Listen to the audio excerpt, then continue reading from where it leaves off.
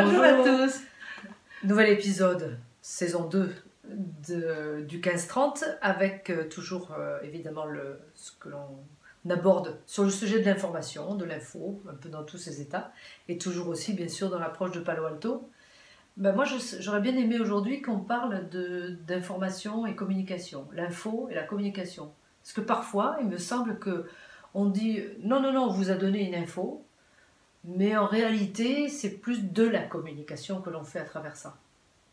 D'accord, et quand tu parles de la communication qu'on fait à travers ça, tu veux dire qu'on tente que les gens fassent quelque chose de cette information, c'est ça que tu veux dire? Clairement. Ça pourrait rejoindre de la manipulation, presque, peut-être un peu. Mhm. Mais c'est surtout qu'est-ce qui distinguerait finalement une information d'une communication. Ou peut-être n'y a-t-il aucune distance entre les deux, c'est la même chose.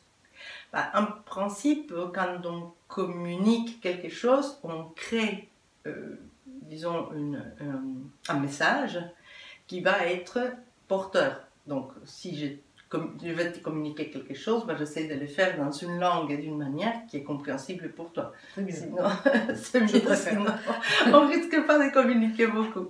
Donc, l'idée, c'est qu'effectivement, quand je me mets à l'idée que je vais communiquer avec toi, je vais essayer de trouver les bons messages. Je ne vais pas te parler une langue que tu ne connais pas, etc.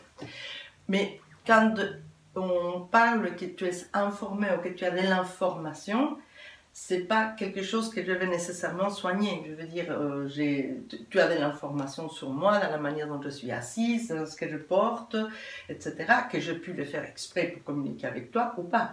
Donc, il y a vraiment un aspect tout ce qui est une différence dans l'environnement va nous impacter et on va apprendre des choses quand ça fait tilt chez nous, pour utiliser un autre mot. Quand on parle de communication, la plupart du temps, on parle quand même du fait que cette information est véhiculée de manière à ce que tu réagisses à cette information. C'est intentionnel.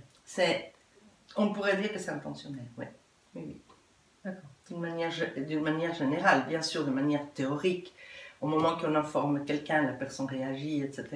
Mais c'est vrai que quand on dit j'essaie de communiquer, on n'arrive pas à communiquer. Quand j'ai des patients qui viennent d'un couple et me disent on n'arrive pas à communiquer, ils ne veulent pas dire qu'ils ne s'informent pas des choses, ils veulent dire qu'ils n'arrivent pas à faire passer des messages, à que l'autre puisse l'entendre, le comprendre et adapter son comportement à ces messages-là. L'entendre et le comprendre tel que nous, on souhaiterait que l'autre l'entende et le comprenne, hein, évidemment. Tout à fait. Donc ça devient très compliqué. Hein. Oui, c'est pas forcément facile. Mais voilà, mais c'est la tentative qu'on peut faire à un moment donné, parfois maladroite et parfois tout à fait contre-productive, de ce que l'autre puisse voir d'où on vient, quel est notre besoin et qu'il puisse y être attentif à y répondre. S'il y avait, comme d'habitude, un petit questionnement, une phrase, etc., à donner, ce serait laquelle là, pour ce sujet? Moi, je pense que je vous proposerai aujourd'hui de réfléchir quand vous essayez de vous faire entendre, de communiquer quelque chose que vous avez besoin que l'autre entende ou comprenne. Comment vous y prenez-vous?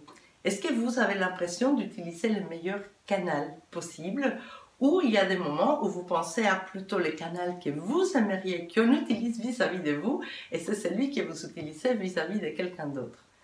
Et voilà, vous pouvez communiquer avec nous et nous écrire vos réponses, vos idées, juste en dessous. Et voilà. Et nous, on se donne rendez-vous, évidemment, comme d'habitude, dans 15 jours. Bye bye. Ciao.